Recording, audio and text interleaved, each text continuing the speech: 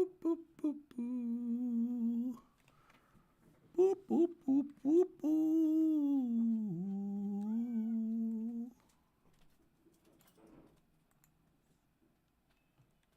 Okay. I've got a kitty cat who's getting a little antsy. Bad timing. Okay, we're going to look at this. Hour 3. We're going to go through it again and pick up some things we missed and kind of talk through some stuff. And I've got a new system for reading the transcript. I'm using a offline Word document that's hopefully going to save me some memory instead of using a browser or tab for it. So, I don't want to hear anyone crying like my cat is crying. What is a boogie boy?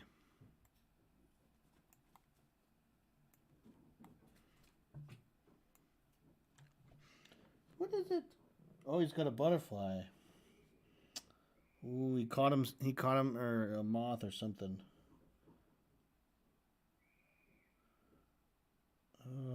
Okay, good job, buddy. You caught one.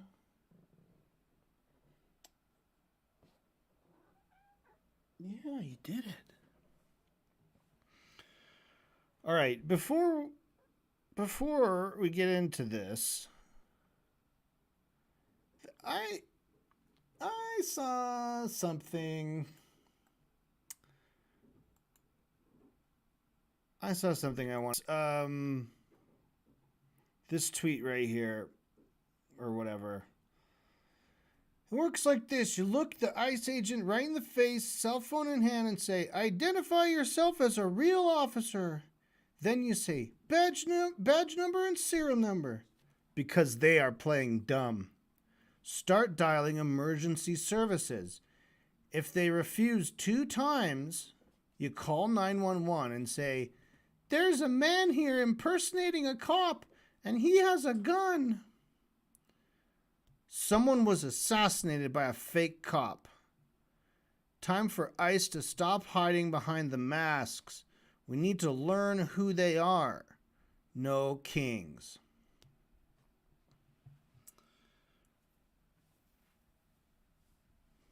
So I have a few thoughts about this this tweet. Okay. I appreciate the adversarial stance against ICE. I think you've got good instincts there in agreeing that ICE is bad. And one of the bad things about ICE is that they seem to obfuscate who they are by not wearing uniforms, not having name tags, not having badges, and wearing face masks, face coverings, and being just generally anonymous goons. To the point where, they're basically setting as precedent that you don't even need to have a cop uniform to pretend to be a cop. You just have to act like a cop, which means just be a fucking just be a violent, bullying, shout orders at people kind of person, right? So I'm not mad at this person for their intentions, okay? But this is the most naive, white dude, liberal kind of shit. If you call 911 to report a crime that you're witnessing, you know who's going to show up? More cops. So we'll talk about the first part. Let's just suppose that you did all this and you've called 911 on these anonymous ICE agents. And you've all just, you're standing there waiting around doing nothing. They're not leaving or going anywhere. And, you know, whenever the cops happen to show up, they're going to look over at the ICE agents and they'll be like, "Are you guys with ICE?" And they'll be like, "Yeah." They'll probably have already like done this over the radio. And then they'll give them the okay, and then the ICE agents will arrest you. If that was their intention anyway, at first. What is this situation that this person is describing where, in what situation are you just standing around with anonymous ICE agents who play dumb and refuse to identify themselves, and they have guns, but you're not being arrested or nobody's being arrested? You're just all standing around, I guess, because if you're the target of ICE, come up from behind you and grab you, and if you're holding something, they're gonna rip it out of your hands. And if it's your phone, they might fucking break it or just take it and look through it. You're not gonna have time to let alone 2 times. It says if they refuse 2 times, you call 911. Refuse 2 times, you call 911. So you think you're gonna be like badge number and serial? I don't think that whoever they say you'd call more police. Imagine you're in LA County and the LA Sheriff's got. Imagine you're in LA County and the LA Sheriff's got you, and you think, "Oh my God, I'm gonna call the LAPD, and they'll save me." That's how stupid that is. If you're like, "Oh, call the police to come help us from these sheriff's deputies," or the other way around, whatever you want to say. Oh no, the cops are LAPD is fucking with us. Jurisdiction, motherfucker. They'll say, "No, it ain't. This is mine." It's like, it's on our side of the line. But I initiated the investigation on the other side, and the, subsection 582 says that even if the pursuit extends into another jurisdiction, and they'd fight it out. And then while the sheriff's department and the police department are like fighting, you can sneak away because they'll be too distracted fighting each other. It's the Gandalf messing with the trolls in the forest strategy. So anyway, this is a stupid idea. Don't call the cops on the cops. You're just going to bring more cops. And there's nothing that's going to be made better by just bringing more cops into it. Okay? Okay. So, in this debate, we heard, in hour 3, we heard a particular section where Stephen Motormouth Morelli Bonelli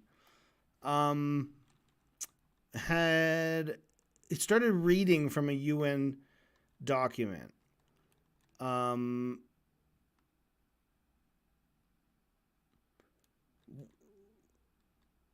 Let's see. Throwing Silly Mr. Magoonza. Whatever. He's getting his name wrong. But Steven is 100% interrupting. He's 100% interrupting Norm. Norm for minutes has been trying to just get a point out. And Benny keeps intervening, and Benny keeps intervening, keeps bickering. Get it out, and Moyne's like, I'd like to hear this. Everyone shut up. And he's like, allow me to finish. Okay. Best trained snipers. Well, I don't know if they're the best trained. They were snipers. All right, fine, whatever. Hey, you're laughing, jackass. Fuck off. Okay, well, anyway, you see the problem, Mr. Murley, is you don't know the English language, right? And why doesn't Mr. Murley know the English language? He doesn't know the English language because he is a fucking idiot. We looked into this story about the children on the beach. Israel even admitted to doing it, but they said it was an accident because they thought it was Hamas, but it was actually just them kids. So that's supposed to be like some kind of defense. Stephen's position is, do you actually think that this was approved all the way up the chain for them to do that? For them to strike those children? Seriously? You seriously believe that? You literally seriously believe that down the chain of command went the order to kill those innocent civilians? Seriously? Is that seriously what you're saying? Is that what you're telling me right now?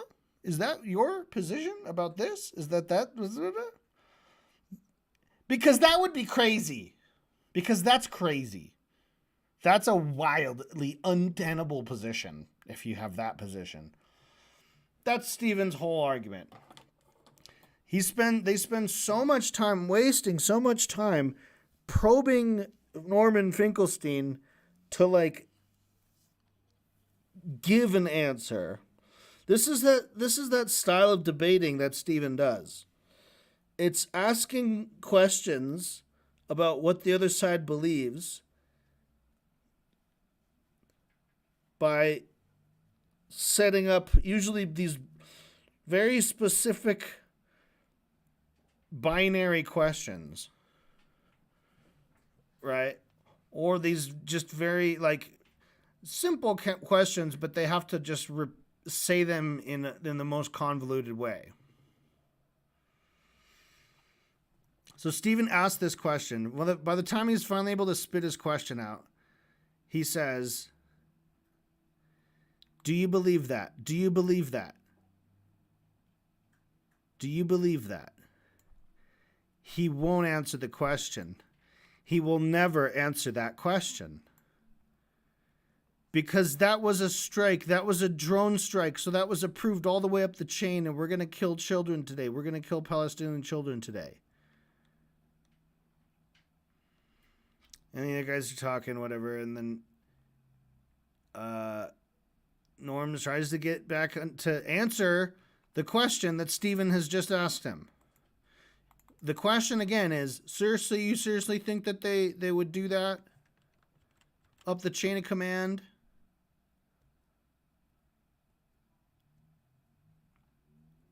And he's like, yeah, I do think they did that because they did that. They do that all the time. Let's talk about 2018 Great March of Return.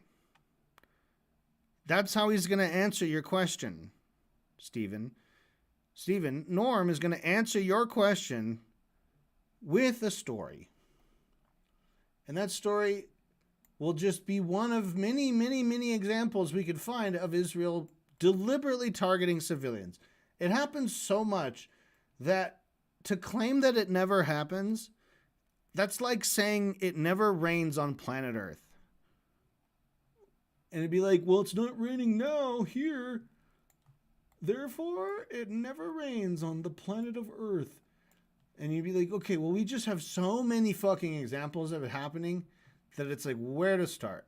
Why don't we start with the great famous rainstorm that happened 2 weeks ago, right? We'll start there with like a great piece of evidence of just months and months of repeated deliberate sniper targeting of children and innocent civilians.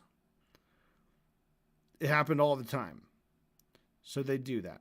So he's like, okay, you want me to answer the question? Or do you just want your motor mouth to go? Motor mouth. We love motor mouth here. Motor mouth was a great, it's a great fucking nickname for Steven. It seems to throw him off. I think it works. I think that's why he said it twice. He's like, you're a motor mouth. Do you want a motor mouth more, motor mouth boy? Motor mouth. So he starts talking about the Great March of Return. Benny Morris has gotta jump in. It was organized by the Hamas. They're like, fine, whatever. Who cares who fucking organized it? Just listen to my fucking point if you'll allow me to fucking finish. Because Benny is just, again, throwing him off his point. Allow me to finish, says Norm. Moeen says, yes, allow him to finish. Nobody wants to let Norm talk. The only way Destiny wants Norm to talk is by asking him a binary choice question where he, Destiny's going to have like a sort of like a tree. So he's like, okay, I'm going to ask him this or that kind of question. And if he says this, I'll do this. And if he says that, I'll do this, right? So he's just got like a plan to where he can come out on top and then try to misrepresent the other side by just saying, well, they essentially said this. They essentially said they believe this. Because when I asked them this, when I gave them these two choices, assuming they played along, if you don't play along, then you can just go, you're avoiding my questions. You won't even answer my questions. Oh, you're avoiding my little conversation trees. Just allow him to finish, boys. That's all he needs. I don't know if they're best trained. Okay, whatever. They were snipers. And then he's laughing. And then he calls him out for laughing. And this is when Steven says, you're lying. The Great March of Return had aspects of violence to it. Even the UN says it themselves. So, just here's Steven just proving what Norm has just said, which is that you don't understand the goddamn English language. You don't understand the English language. Had aspects of violence to it. That doesn't even mean like who's doing violence, by the way. Such a stupid, like, that doesn't contradict anything Norm said.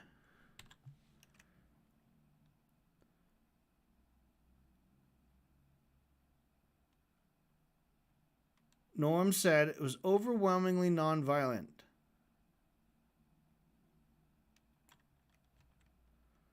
Overwhelmingly nonviolent. Steven says that's a lie. It had aspects of violence to it. So one thing can be overwhelmingly one thing, which by definition means it's not 100%. Okay? Now you might disagree with that choice of words because it's unfavorable to your side of the argument. Maybe you think it's editorializing language. Just like you thought how saying best trained snipers was editorializing, right? They weren't the best trained. They were just average snipers. As if that makes any difference. So he accuses Norm of editorializing the language when he says that. Overwhelmingly peaceful. You could say that's an editorialized. I don't think so. I don't know. But whatever. Norman Finkelstein just trying to get his fucking point out. You see, the problem, Mr. Morelli, is that you don't know the English language. So here's when Stephen starts reading. He goes, I can read from the UN website. So let's read from the UN website. In fact, I found this. What he's reading from is this article right here. 2 years on, people injured and traumatized during the Great March of Return are still struggling. This is not the report.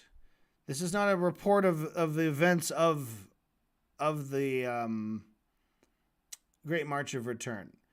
This is an article that came out 2 years later that is about the ongoing effects. And it's particularly centered around people who were injured by IDF soldiers and their ongoing healthcare problems and issues. This article came out in 2020. So a lot of the stuff that is discussed here is will completely moot in a way, because they're talking about like the difficulties with the hospitals and that kind of thing. There are no more hospitals in Gaza, so. But let's find the part okay, so this is the problem. So here's Stephen. He's like, I'm going to read straight from the UN article that proves that you, Norman Finkelstein, are lying. He said you're lying about it. And remember, Norm said it was overwhelmingly peaceful. Not 100%. Overwhelmingly peaceful. Stephen turns down and he goes, I can read from the UN website itself in regards to the Great March to Return. They said, while the vast majority of protesters have acted in a peaceful manner. The very first sentence he reads contradicts or affirms, rather, what Norm said. Straight from the UN, Stephen. Oh, I don't. He keeps, as he's saying, you only collect what the UN says that you like, but you throw everything else away. That's been a common accusation from Stephen to Norm. He's like, you just pick and choose the facts you like, and the other ones you ignore them. So the very first thing he says, the vast majority of protesters were peaceful. Vast majority. So, Stephen, are we to think that if Norm had said, instead of overwhelmingly peaceful, he had said the vast majority of protesters were peaceful, you would have sat back and said, that's exactly right. That's what the UN report says. Now, you can, of course, as is your, as you're on the other side of a debate, it would be fair game when it's your turn to fucking talk and you have a point to make. You could talk about all the bad things that the protesters did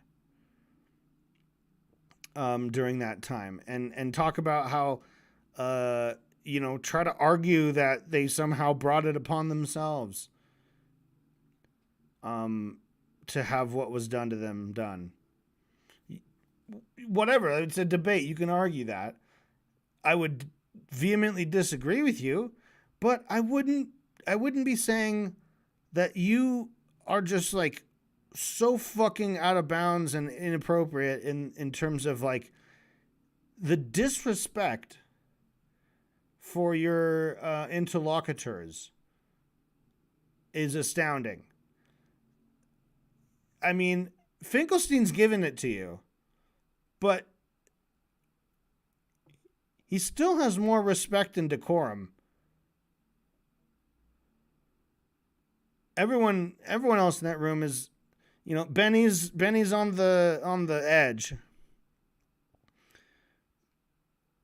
But obviously our gold star standard for class and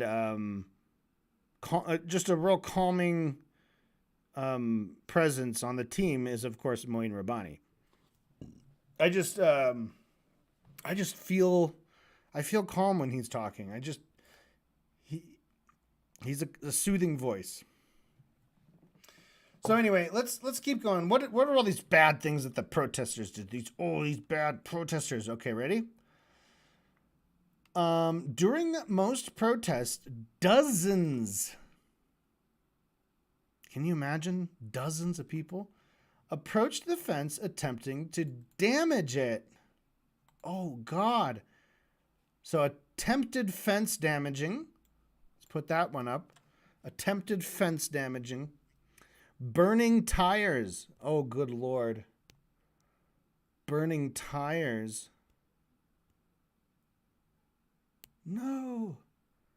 Oh my God, they burned tires. Did they throw them at you or something? Well, no, they couldn't pick them up because they were on fire. But they did burn tires. Throwing stones. Oh my God. They threw stones at a fence. And Molotov cocktails. Oh, those are big ones. That's a bottle with the accelerant inside of it, and you light it on fire, and when you throw it, it breaks open, and then there's more fire.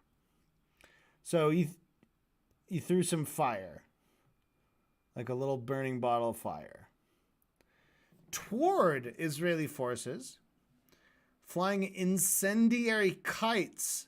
Now that's smart, and balloons into Israeli territory.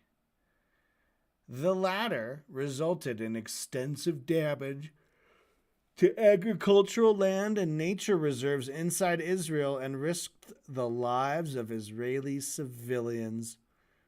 Some incidents of shooting and throwing of explosive devices have also been reported. All right. Dozens. All right, so those are pretty bad. They did something that, golly, was, to be honest, quite reckless. They did something quite reckless that actually, what did it say? Risked the lives of Israeli civilians. They did some really reckless stuff, and they're lucky that none of those Israeli citizens got hurt. Right? That's what they did. Okay, let's read the very next fucking paragraph. So this is what Stephen was blurting out, interrupting Norman Finkelstein, trying to say that he's lying, that it was overwhelmingly peaceful. This does say, by the way, that it was overwhelmingly peaceful. They said the vast majority were peaceful. But here's how Israeli forces responded to the dozens that have approached the fence and were very mean to the fence. Israeli forces responded by shooting tear gas canisters, some of them dropped from drones, rubber bullets, and live ammunition, mostly by snipers. As a result, 214, including 46 children, were killed. And over 36,100, including nearly 8,800 children. 8,800 children have been injured. 1 in 5 of those injured, were hit by live ammunition. During the same period, 1 Israeli soldier was killed and 7 others were injured during the demonstrations. They got 1. They got 1 and they injured 7 others. 36,100 people injured. 214 killed.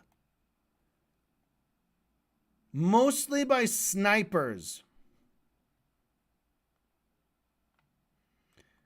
This is the document that Stephen was reading from. That was the very next paragraph of that document. Let's read the very first paragraph of this document. You read the document. It's an article. You read the headline. You read the very first paragraph. Why not? Muhammad, 35 and father of 3 from Bet Hanoun, was shot with a live bullet in the leg during the first Great March of Return demonstration on 30th March 2018. I went through 25 surgeries, but I'm still in pain, he told OCHA. As a result of his disability, Muhammad lost his job as a construction worker, and the economic situation of his family began to deteriorate. My wife couldn't bear with my situation and with the poverty, so we got divorced. My life is nothing but a misery.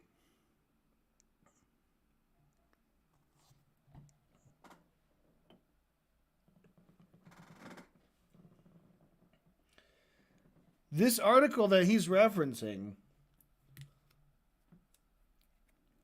is just full of these heartbreaking stories of people who got fucked over and killed or injured, and how those injuries, imagine this, you live in fucking Gaza and you need 25 surgeries because you got shot in the leg by the IDF. And they did have hospitals and they had good doctors, but they had to get specialized treatment. And sometimes the only way to do that is to leave Gaza and go to somewhere in the West Bank or somewhere in Jerusalem, somewhere where they're technically allowed to go to seek medical treatment. And the IDF won't fucking let them out of Gaza. They have to apply. They have to put in an application to leave the fucking city. And the vast majority of them said fucking no. They said fuck yourself.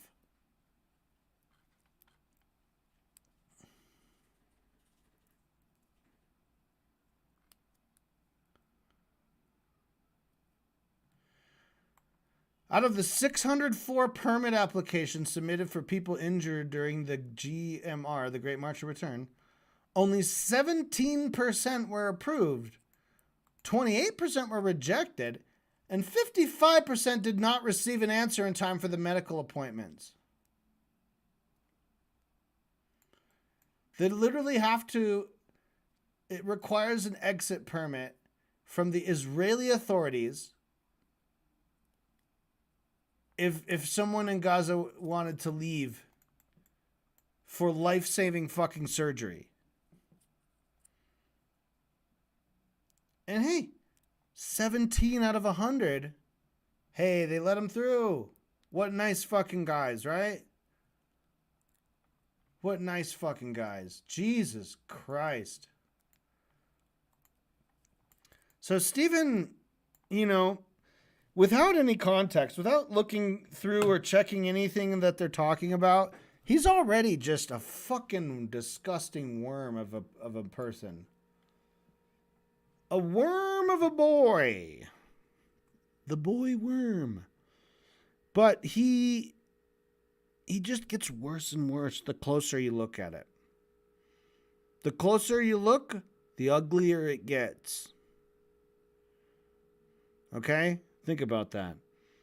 The more you pay attention to him, the more problems we find. We're finding a lot of problems. What are the different levels of problems here?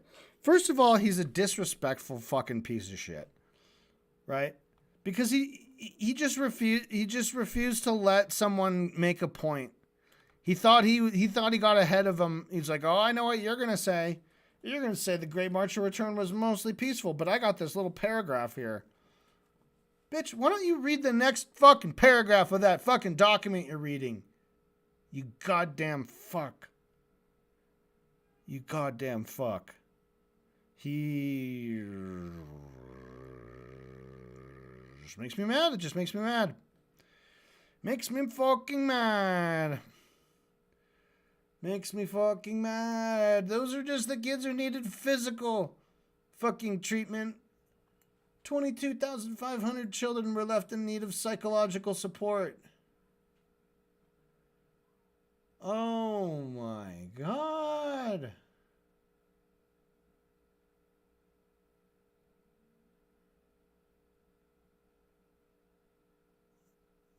Oh my God.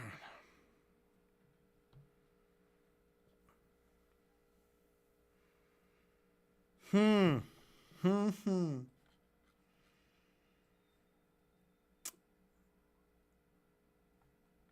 Hmm. So, Stephen, you're a bad, bad man. You're the, you're the worst. You're the fucking worst. He's rude.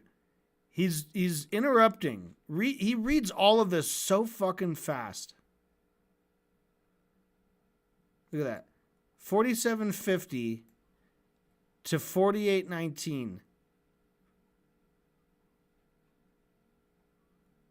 So he read this in 29 seconds. As if this was supposed to, like... And Norm is like, dude, you don't understand the English language. Why not? Because you're lying. It had aspects of violence to it. Stephen, you don't know the English language. Yeah, it had aspects of violence to it. But look down at your own little paper. The first fucking word you read out. What did that first sentence say? What did the first fucking sentence say? It said, the vast majority was peaceful. There was a little bit of violence. That's what did Finkelstein said? What did Finkelstein say? Finkelstein said it was overwhelmingly non-violent, which means that it couldn't have been 100% non-violent. He concedes that there was a little bit of violence from the protesters. I wonder fucking why there was a little violence from the protesters. Maybe because they're kept in a fucking open-air prison. Maybe because they're fucking controlled by Israeli authorities as to whether they can fucking leave their fucking this city and visit their family in their own country.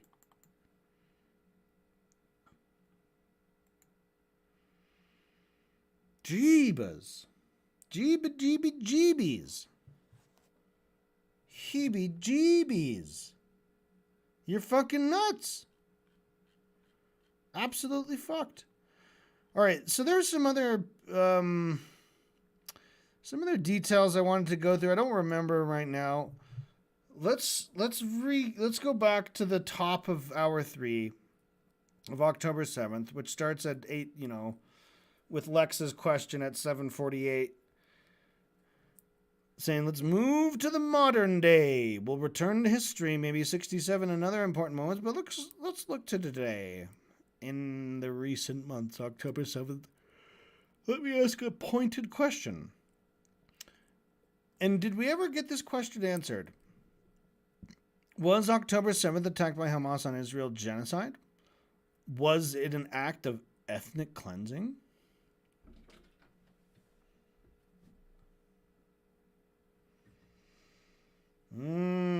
Cat just came through the window. And he had the kind of body language of like, ooh, I just caught something and it's in my mouth. But he didn't have anything in his mouth. He just, I don't know. All right, this cat. So we're going to go back to his question. I don't even think Benny Morris said, yes, it was an act of genocide or an act of ethnic cleansing by Hamas. Hamas wouldn't have had any hope and prayer of display. Like, I don't know. they're not the ruling state. You know, they're not going to be displacing, ethnically cleansing. I don't know. It's a I think it's a silly question, but whatever. It's something they can debate over. All right.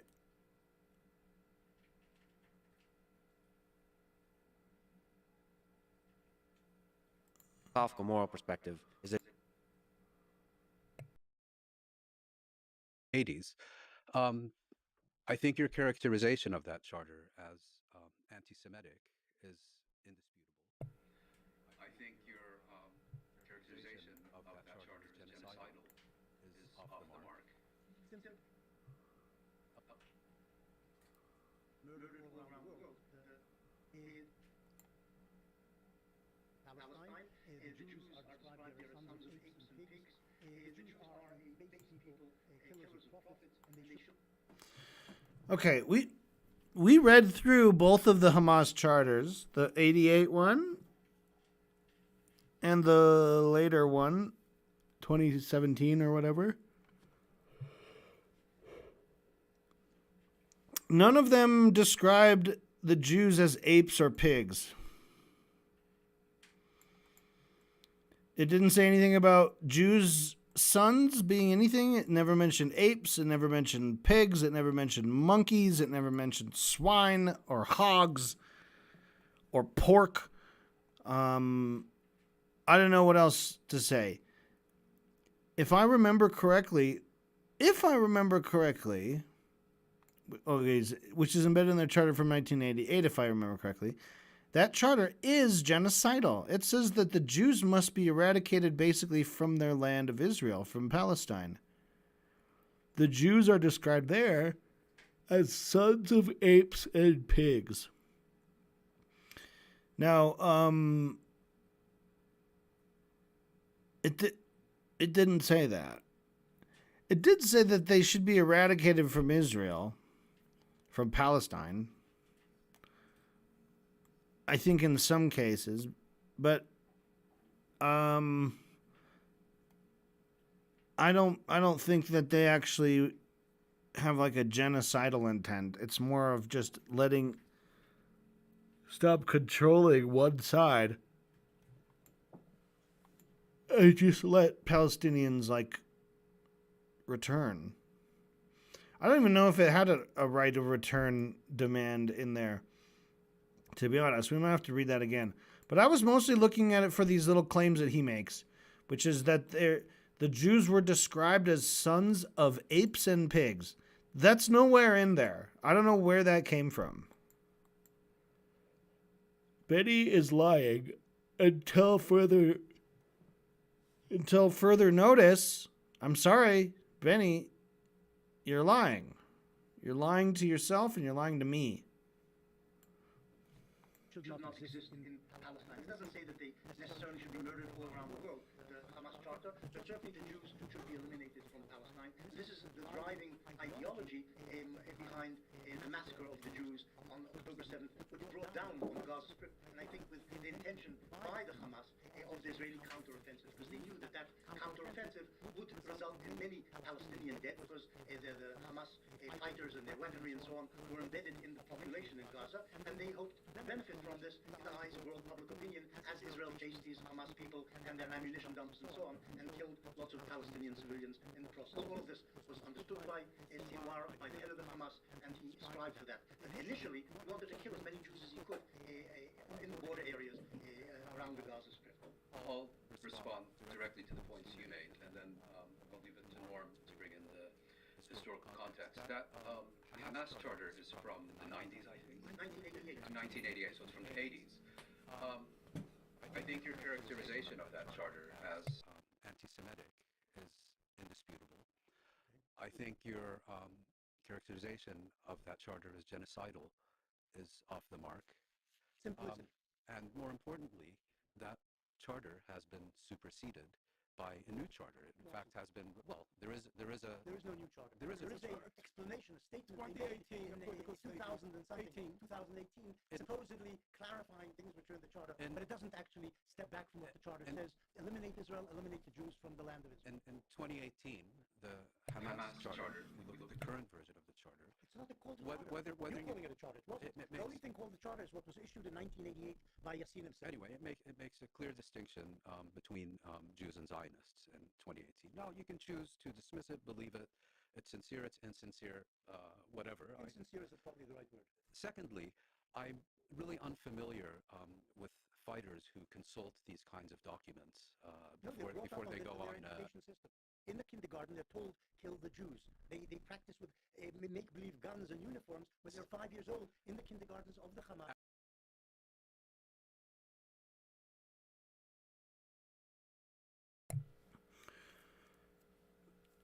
Benny, shut your fucking ass up.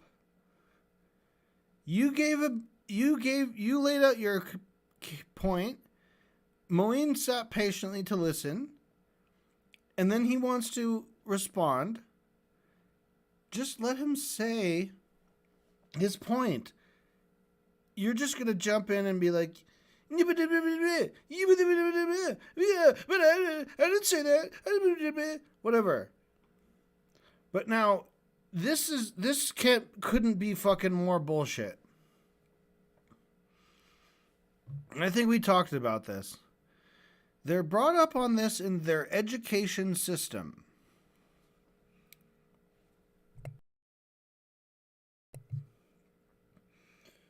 So what Benny is purporting is that after the kids watch Miss Rachel,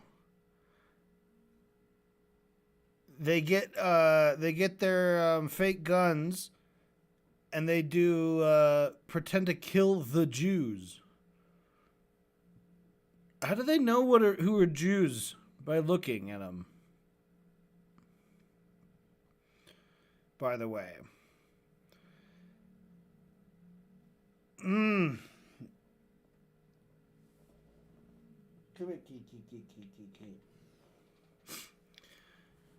So, I don't know. He has absolutely nothing. There's nothing in the Hamas charter about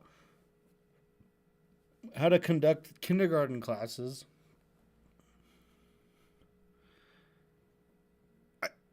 I just don't know, man. I just don't fucking know.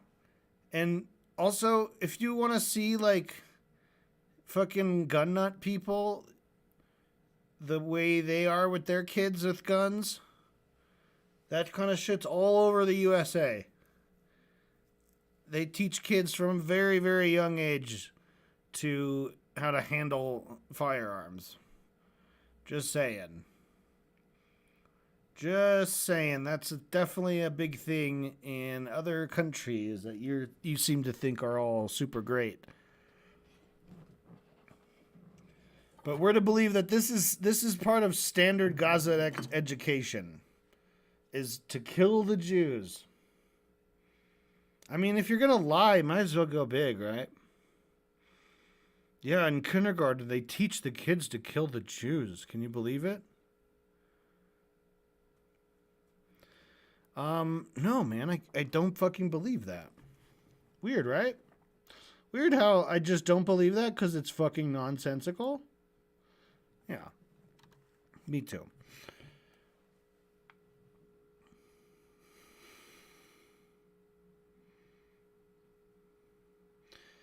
Moyne just is trying to get through his point, but Benny is just arguing. Just he can't because he's so insecure. You know, Moyne Rabbani is more like, okay, Benny's talking. I'll just sit back and let him hang himself with his own rope. Like, the more he talks, the more ammo I've got to shoot back at him. The more bullshit he says, the more bullshit I get to sling right back in his face. So go on. No, tell me more. Benny and Destiny are the opposite. it's like, oh fuck, this guy's talking too much. Oh shit, this guy's saying something. Oh no, he's making a good point. Fuck, interrupt him. You gotta say something. Oh shit, that is a good point. I gotta think of an excuse. You know? Oh fuck, oh no, he's saying this. Gotta stop him. They're on the defense. They're on the defense the whole time. Moin Rabbani is just like, okay, I'd like to respond to those two things that you said. No, don't respond. And responding about to respond. No, Rabbani, don't do it. Don't correct me. And I'm gonna correct you here. No, don't do it. And they do the same thing with Norm, but Norm's a little more. He's also still at that position of power because he's more like, I'll say it if you want me to. If you fucking let me say it, I'll fucking say it. Or if you just want to be a motor mouth, then you can do that, boy.